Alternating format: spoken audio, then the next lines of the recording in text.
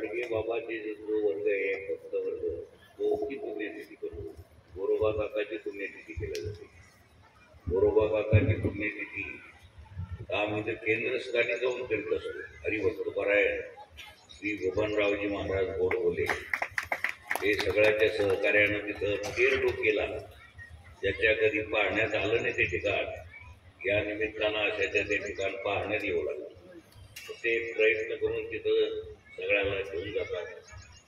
मलाही जोगड्याला घेऊन जातात तिकडं आणि ते तिथं मोठ्या थाटामाटात आदरणीय वामन भाऊ महाराजांची पुण्यतिथी खाडेगुरुजी चांगली करते. आदरणीय श्री संत भगवान बाबा भगवान गडकर यांची पुण्यतिथी सुद्धा आमच्या गोंदेगावला परिसरात चांगली. इथेही देखील हार वगैरे घालून होती. जेवढे संत होऊन गेले त्यांची एक एक दिवस का होईल पुण्यतिथी इथं होती. राष्ट्रीय संत असतील, राष्ट्रीय संत श्री लहूजी फार मोठे संत होऊन गेले. पण हे न कळाल्यामुळं आज त्याने लोक मला म्हणते हे तू मांग होता. मांगही चांगला असतो. मांगाचं स्मरण करणं चांगलं आहे. मांगण फिटन पांग ते मांग काही साधारण नव्हता. मांग त्या मांगानं देशाकरता जगेल आणि देशाकरता मरल. मी देशाकरता जगल आणि देशाकरता मरण असं होऊन गेला. आता इथे कंट्या मामा किल्ला येणार आहे. त्यानं गलोलीनं इंग्रजाला पळवलं. गलोलीनं झाडाच्या आड लपवायची इंग्रज पाहायची त्याला त्याचा डोळा फोड कुठं काही करायचा असे ते कंट्या मामा फिरवून गेले. त्यांचाही पुतळा आज उद्याचा इथं उभारला जाणार आहे. राष्ट्रीय संत होऊन गेले.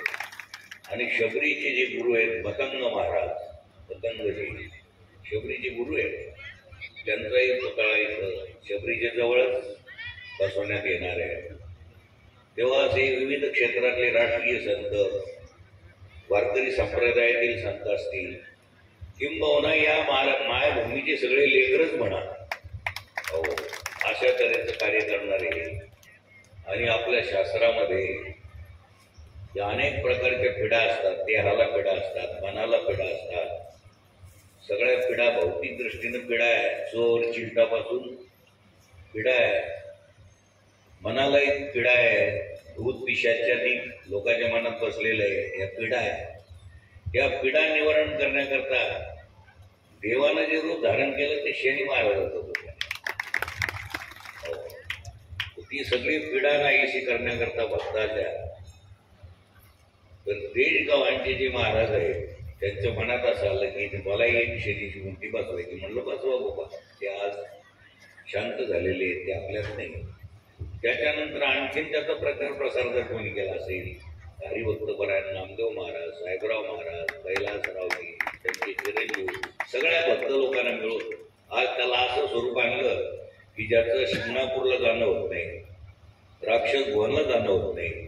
ती बरीचशी मंडळी इथे येतात. शनी महाराज की जय. शनी महाराजाचं दर्शन घेतात. आज शनी जयंती आहे म्हणून ग्रह पिढा सगळ्यात नाहीशा व्हावं. भूत पिशाच्या देखापासून कोणती बाधा होऊ नये याच्याकरता हा शनिदेव आहे. या शनिदेवालाही शरण जा असं सांगणारे सगळ्यात मोठा जर कोण असेल परोपकारी तर ते आहे गुरु. मग हृदयी सद्गुरु जेने तारेव हा संसार गुरु म्हणून विशेष आज्ञातुरु विवेकावरी. श्री गुरु काय करतात? तुमच्या जवळच एक वस्तू आहे महत्वाची, तिचा उपयोग आपण नीट करीत नाही. ते कोणती वस्तू आहे अशी तुमच्याजवळ? फार महत्वाची वस्तू आहे तुमच्याजवळ. तुमच्याजवळ इतकी महत्वाची वस्तू आहे की या शरीरात वारा वाहतो, हवा आहे, हवा. आता हे झाड हलतं कशामुळं? हलतं? हवेमुळं. आणि ही माणसं चालते बोलते कशामुळं? हवेमुळं. हवेमुळं. पंतप्रधान कशामुळे बोलतो? हवेमुळं. राष्ट्रपती गल्लीपासून दिल्लीपर्यंत हलते डुलतेच कशामुळं? तर गेलेला वारा जर वापस आला नाही तर डॉक्टर म्हणतात घरी घेऊन जा. श्वास जर काम करीत नसेल तर डॉक्टर म्हणते इतकी महत्वाची वस्तू तुमच्याजवळ आहे. बरं हे 4 व्हीलर 2 व्हीलरची जर हवा गेली तर भरून आणता? याच्यातली तर हवा गेली परत नाही आली, पैशाच्या बळावर जमवतोय. पैशाचा अभिमान धरावा का हे त्या हवामध्ये भलते सलती हवा आत येऊ नये, भलती सलती हवा तुमच्या आत येऊ नये. म्हणून संत रूपी गुरु, मग ते चोखोबा असतील, नामदेवराय असतील, तुकोबाराय असतील, ते सांगतात अहंकाराचा वारा न लगो राजसा, माझिया विष्णुदासा भाविकासी. भलती सलती हवा आत शिरू देऊ नका. ते कशानं कळतं आपल्याला? विवेकानं. विवेक आपल्या जवळ दिलेला आहे. विवेक आपल्याला कळतं इथं किती माणसं जमले. कानाला कळालं का डोळ्याला कळालं? कशाला कळालं? हे डोळ्याला, डोळ्याला, त्या मासाच्या गोळ्याला. कशाला? डोळ्याला. ते पंखा फिरतो ते कशामुळे? वायर आहे म्हणून का? वायर नाही म्हणून. वायर एन पंखा आहे. करंट नसेल तर ते करंट गेला. करंट नसेल तर जमल का मिळेल?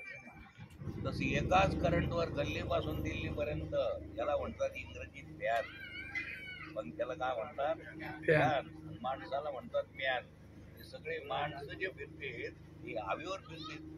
त्या हवेला चालना देणारी जी शक्ती, त्याचं नाव आहे ती. वायूने क्षणभरी उगे नसावे असं म्हणतात आलं का? वायू, वायूने क्षणभरी उगे नसावे हे आज्ञा माझी. म्हणजे हे जे चाललं श्वासोश्वास, याचं तुम्हाला महत्वच नाही. तुम्ही कशातही आपलं भाद्रजोळ काय कमी, इतकी जमीन गेली तर करण्याची सोय पाहिजे. काय पाहतो सोय? रात्रीच हवा येईल की बोलत कशानं वर्षील? का पैशानं वर्षील? का सोयरे धाऱ्याचं टेकन ते काय?